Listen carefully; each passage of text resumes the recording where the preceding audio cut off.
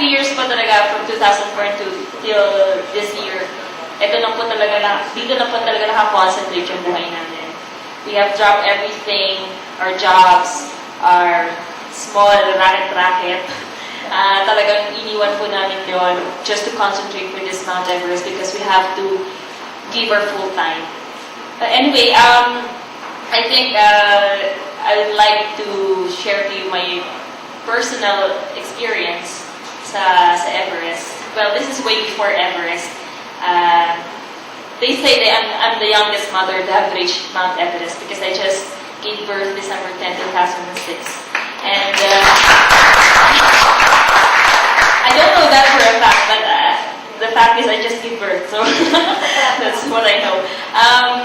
But we have to leave for Mount Everest March 18 of this year.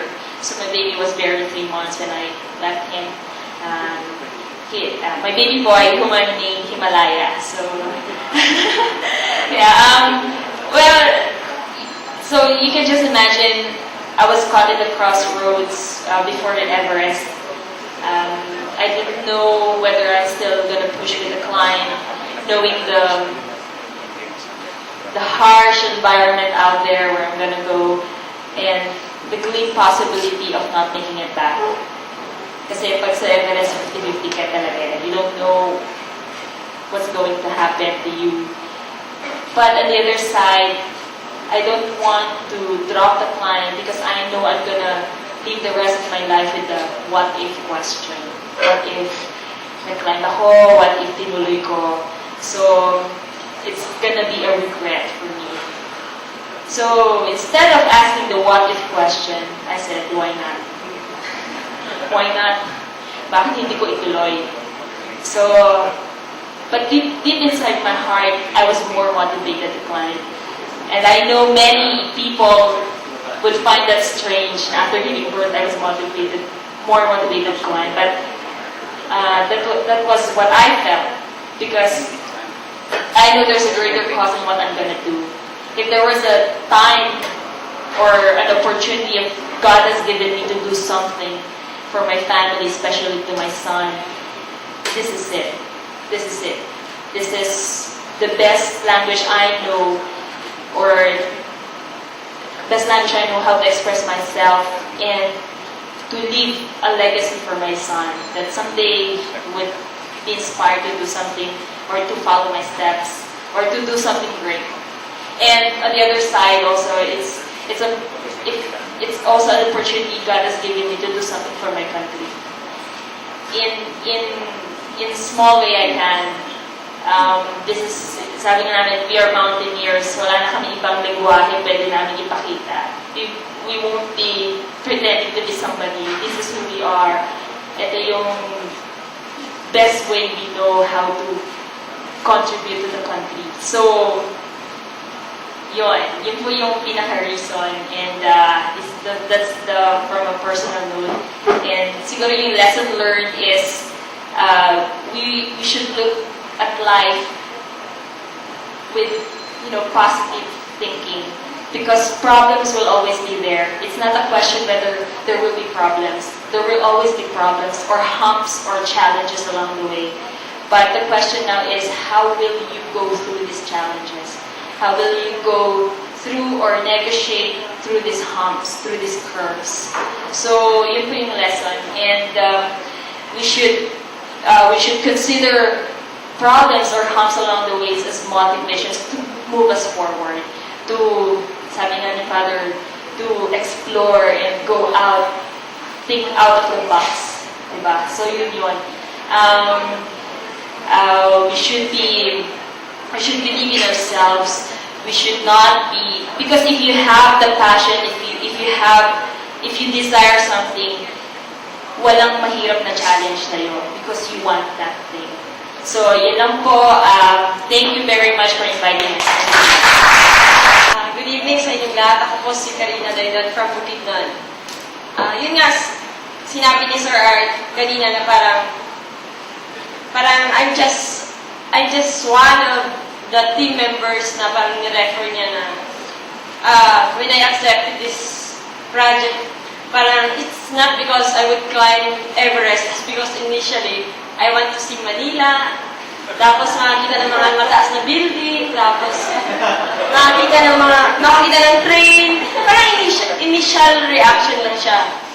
And then, actually, I came from a sleepy town of Bukidnon. So, I came from a big family, and after graduating from college, I was supposedly expected to help to get work, to get job, and to help the younger siblings of the family. And then when this Everest thing came, I came along, and then I'm invited to join into a training of 3 years. Then I see it that it would be another big step in my life. And then I said to myself, why not? Diba? So I take the challenge, and I take this as an opportunity initially to see Manila. And then, before na, hindi nga ako nag-English eh.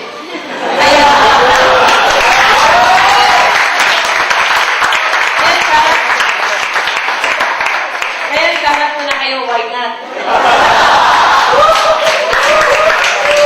Kaya akala namin, nakaskip na kami kanina nung sinabi ni Sir na wala na kaming isasabi. And then, yun nga, talagang at first, mahirap for me to join these activities because I came from a big family. We are a dozen and a four in the family. I'm the fourth. So, being the younger siblings in the family, I have to support my younger siblings. And I have no work here in Manila. Being the team, wala kaming sweldo. So, for 3 years, parang sabi ng mga kapitbahay namin doon, uy, nakapunta si Karina ng Manila. Malaki na sweldo niya doon. Nasa Manila siya eh. Parang, for me naman, parang nahihiya ako. Feeling ko, for 3 years, for a greater dream, parang tinalikuran ko yung pagtulusok ko sa mga kapatid ko. So yun nga, parang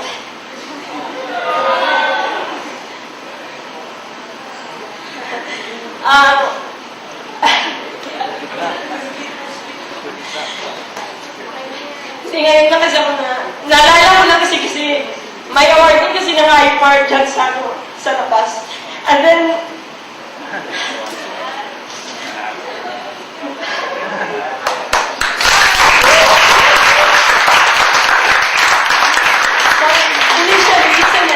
initially it's an adventure, but I didn't realize that it's a big responsibility, and it's a big challenge and a big sacrifice.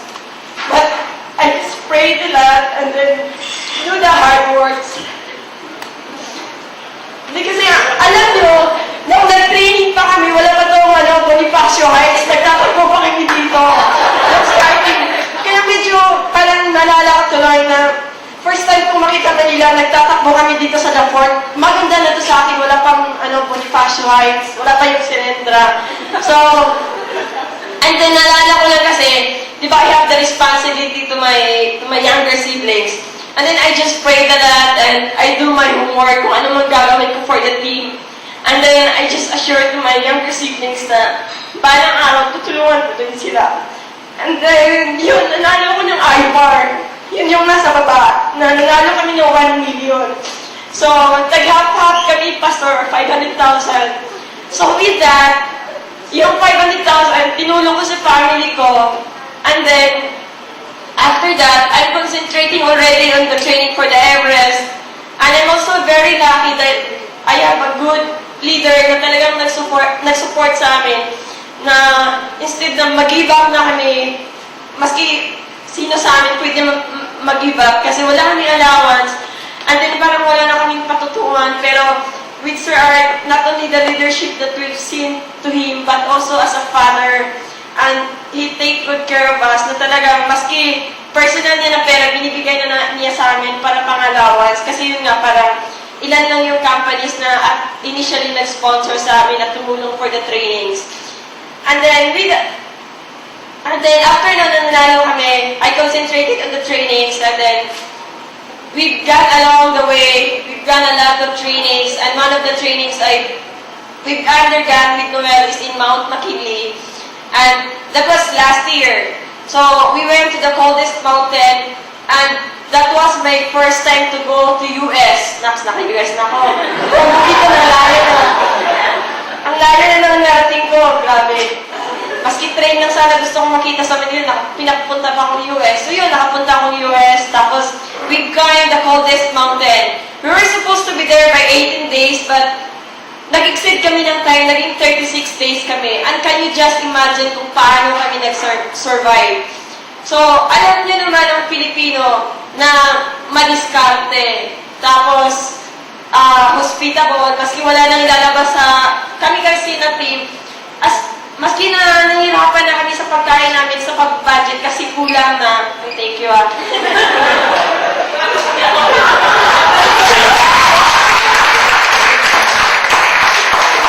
nahihirapan na pagpagisa, parang kapatid ko na. As a family din kasi ang team namin.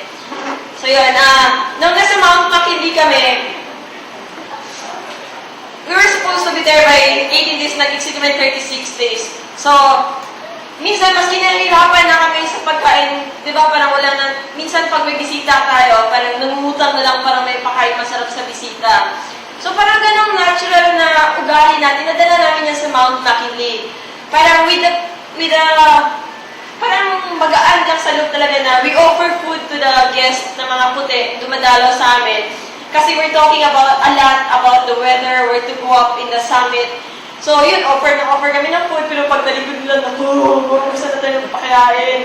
Tapos, as in, grabe, siguro dahil we prayed a lot and we're very kind in the mountain, ang daming dumating sa amin ng grasya. Mga sako-sako, yung maliit na bags, binigay sa amin ng nag-give up na expedition, tsokolate, mga compact food. So yun, nag-survive kami ng 36 days. So talagang sinagad namin and then nakasamit kami nakababa. Unexpectedly, binigyan na naman kami ng award. And then we're the first Filipino team doon sa Mount McKinley last year and the only team on that season na nabigyan ng award na for the most exemplary performance of helping other expedition for humanitarian effort. So kami po yung mga Filipino na na-awardan noon, na tinulungan namin yung mga Polish nationality na in spite na naghihirap na din kami, binigyan namin sila ng stove, pinainom namin sila, pinakain namin sila kasi nagkasakit sila. So, yun po, gaya din ang sinabi ni Father, ganun tayo, may galing na po tayo. And then, ipagpatuloy lang po natin yan at malalayo po ang marating natin. First of all, gusto ko magpasalamat to everyone kasi you gave us this extra time na makinig sa stories namin. We would really like to share yung mga experience namin sa Everest. And we want to send our special thanks to Secretary Aluna, sir, for giving us this time, giving us support. Hindi ko nahahabaan yung kwento. Para sa akin, I just really want to show na I want to say na magaling talaga tayo mga Pilipino. Because for us, parang bakit natin pinili yung Mount Everest? Because Mount Everest symbolizes what we think is impossible. Because it's the world's highest mountain and it's in an alpine environment. It's something we don't have in the Philippines. We don't have snow and we don't have high altitude. So para sa atin po, for anyone, even for Europeans, Mount Everest symbolizes the impossible and the unattainable. Pero para sa ating mga Pilipino, even more so.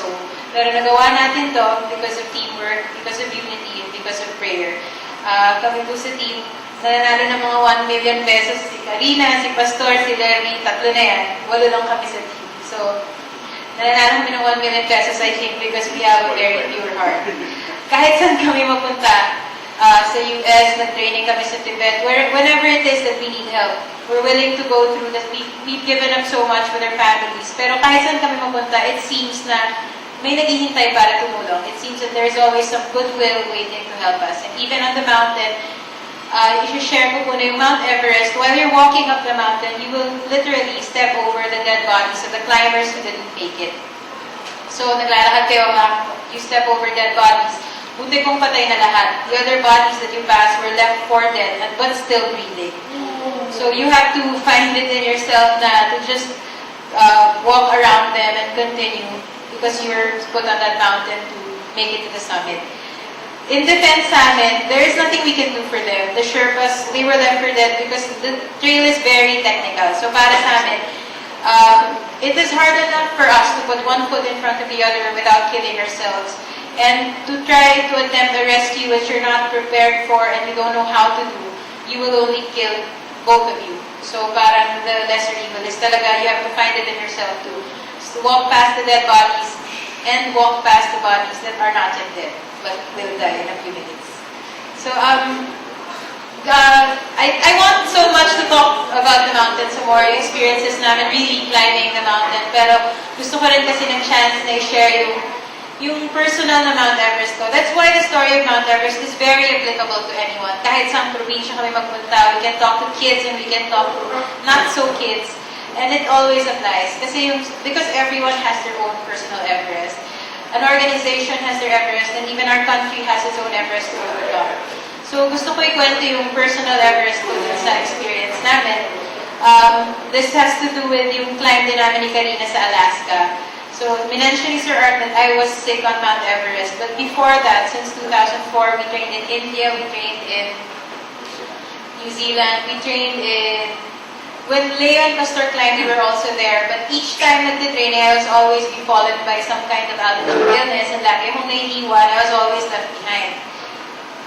Pagdating dito sa Alaska, this was the first climb that I made it successfully to the summit.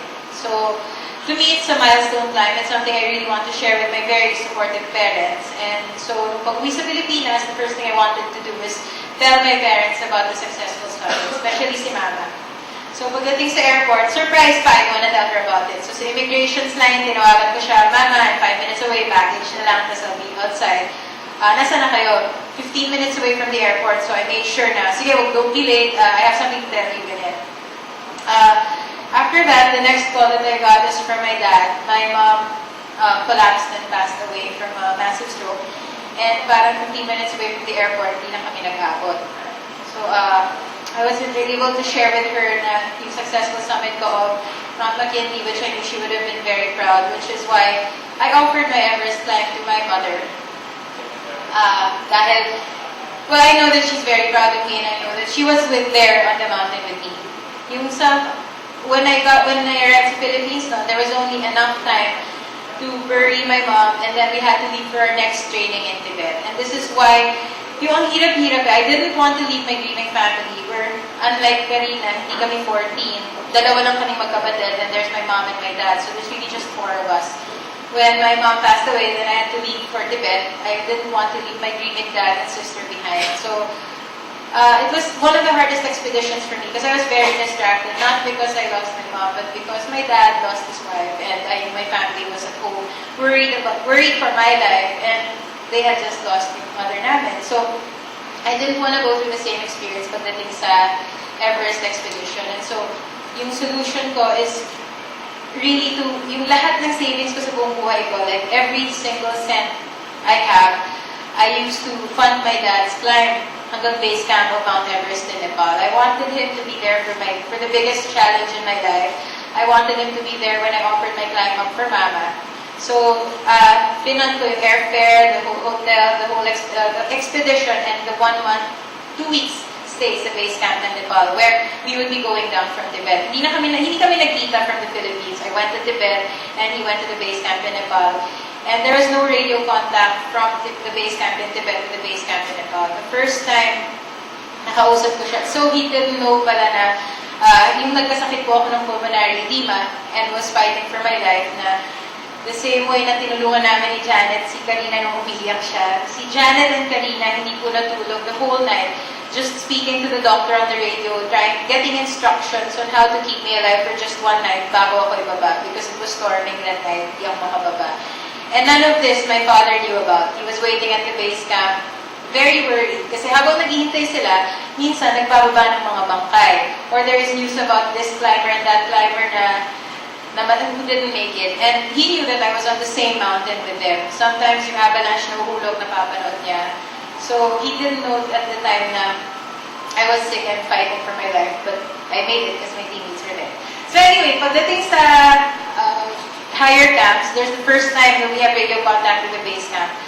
When I reached the summit, my dad, it's very important to me kasi first time in my whole 27 years na buhay, my dad said, I love you on the radio. When I made my radio call from the summit, inabot sa kanyang radio and he said, I love you for the first time. So, yung winning moment when you make it to the summit of Mount Everest is not on the summit of Mount Everest, but rather when you make it to base camp, when the challenge is over. Because when you're on the summit, you're only halfway.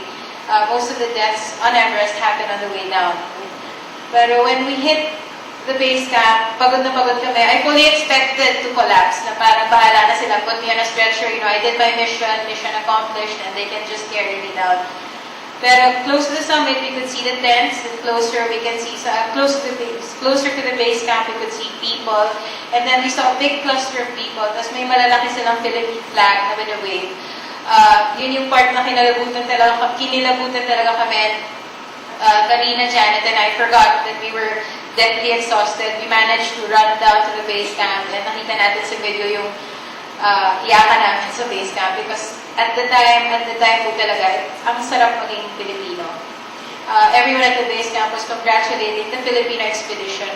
This is the first time they've ever encountered Filipino climbers. Because there are no Filipino climbers in the alpine environment. And for them to meet Filipinos for the first time, for them to meet Filipinos who share their last food, who will share their medical tent and their medical services for free, na nakapag-successfully traverse for the first time on Mount Everest.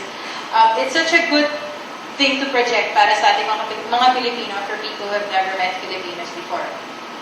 So, bago magkanta haba-haba yung pinramis kong maiksi lang, again, I just want to remind everyone that Mount Everest, everyone has their own Mount Everest, but kahit Mount Everest, not because we made it to the top of Mount Everest, we know that nothing is impossible. If we have teamwork, if we have unity, and if we pray to the Lord during our toughest times, we will get through it. And dahil magaling tayo mga Pilipino, nothing is impossible. Thank you. Everest is a symbol of the potential greatness of the Filipinos. That the Filipinos can reach the greatest of heights if we put our act together, which we did. We have a lot of teamwork and unity. That's why we reach the greatest of heights. I'd like to end this brief talk of ours by showing to you for a while. It's a 30 seconds ABP. But what is the significance of this ABP? It is captured in video the last steps of the first Filipino as he made the final push to the summit. It is struggling, out of breath, out of energy, totally wasted and collapsing. Lay orasyon as he made the final steps, but firmly holding the flag as he goes to the summit. It was used as an entry by ABS-CBN, who is a broadcast partner, in the global competition for promotional ads in New York last December, because this was the expedition last year. It won a silver award. And the title of this is Mountain Up. Can you see? Yeah. Can you see? Oh, you see? Yeah.